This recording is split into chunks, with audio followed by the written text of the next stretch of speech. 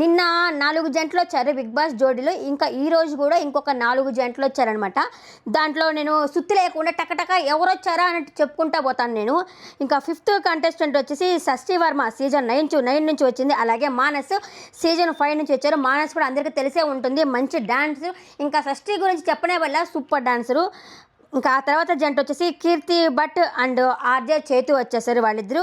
RJ చేతు last సీజన్లో కూడా వచ్చారంటే డాన్స్ ప్రోగ్రామ్కి. నేను చూడలేదు లాస్ట్ సీజన్, నాకు అంతగా ఎక్కలేదు. ఏందబ్బా బిగ్ బాస్లో ఉన్న వాళ్ళే అక్కడ ఉన్నారు, ఏందో బోర్ అనిపించి నేను చూడలేదు. కానీ ఈ సీజన్ నుంచి అయితే నేను చూస్తున్నాను నేను.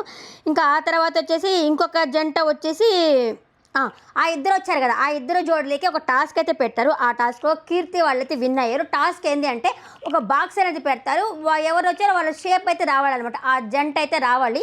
అలా కీర్తి వాళ్ళైతే విన్ అయ్యారు. ఇంకా ఆ తర్వాత జంట వచ్చేసి ధనరాజు అండ్ భానుశ్రీ ఆ ఇద్దరు వచ్చారు.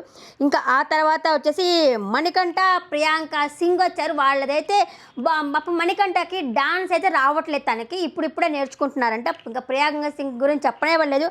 ఇంకా మానస్కి అంతకుముందు ప్రియాంక సింగ్కి కొంచెం ఫ్రెండ్షిప్ అనేది ఉంది కదా, ఆ ఫ్రెండ్షిప్ దీంట్లో ఉంటుందా అనేది కూడా ఏమో చూడాలా, ఎందుకంటే కాంట్రవర్సీలు జరుగుతూ ఉంటాయి కాబట్టి. ఆ ఇద్దరు జంటలు వచ్చారు. వాళ్ళకి కూడా ఒక టాస్క్ అనేది పెట్టారు. ఏంటంటే ఒక హోల్ పెట్టేసి ఆ బాల్ తీసుకొచ్చి ఆ హోల్లో వేయాలా.